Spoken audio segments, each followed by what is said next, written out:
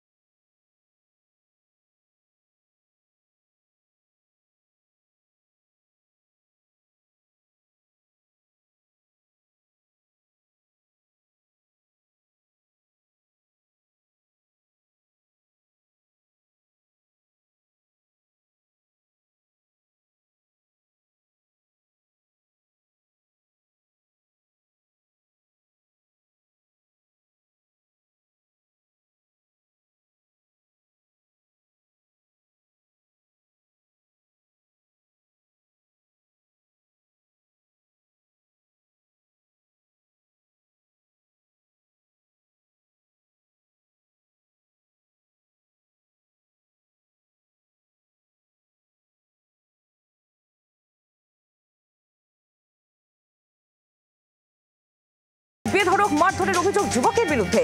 Eastern bypass সংলগ্ন বাড়িভাষা এলাকায় এক পরিবারের উপর হামলার ঘটনায় ব্যাপক চাঞ্চল্য। প্রত্যক্ষদর্শীদের দাবি, মঙ্গলবার এলাকার একটি দোকানের সামনে ই কমার্স সংস্থার ডেলিভারি বয়ের সঙ্গে এক যুবকের বচসা বাঁধে। বাধা দিতে এলে তারা দোকানি এবং তার পরিবারের উপর চড়াও হয় বলেও অভিযোগ। বন্দুক দেখিয়ে ভয় দেখানো হয় বলেও দাবি আক্রান্তদের। ঘটনায় আক্রান্তের সংখ্যা 6। ঘটনার পর স্থানীয়রা ছুটে এলে অভিযুক্ত যুবকরা এলাকা ছেড়ে পালিয়ে যায়। আহতরা হাসপাতালে চিকিৎসাধীন। ঘটনার তদন্ত শুরু করেছে পুলিশ। প্রেমিকার সঙ্গে প্রতারণার অভিযোগে গ্রেফতার ভুয়ো সেনাকর্মী। বাজেয়াপ্ত এয়ারগান সহ বহু জাল নথি, জাল আইডি কার্ড।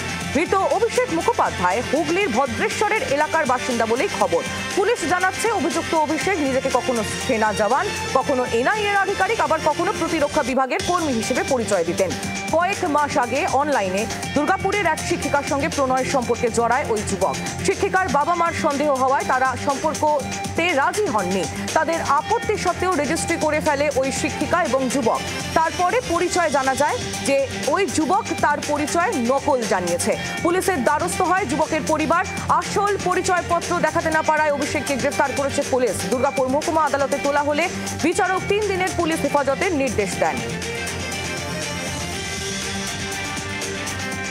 খাবারের লোভ দেখিয়ে 11 বছরের নাবালিকাকে ধর্ষণের অভিযোগ মামাতো দাদার বিরুদ্ধে। মূল অভিযুক্ত ইউনুস হেমব্রমকে গ্রেফতার করেছে পুলিশ। ঘটনাকে কেন্দ্র করে ব্যাপক চাঞ্চল্য দেউল গ্রাম পঞ্চায়েতের নোয়াপাড়া এলাকায়। জানা গিয়েছে, এই ঘটনার পর হঠাৎই অসুস্থ হয়ে পড়ে ওই নাবালিকা। পরিবারকে জানায় সে পুরো ঘটনা।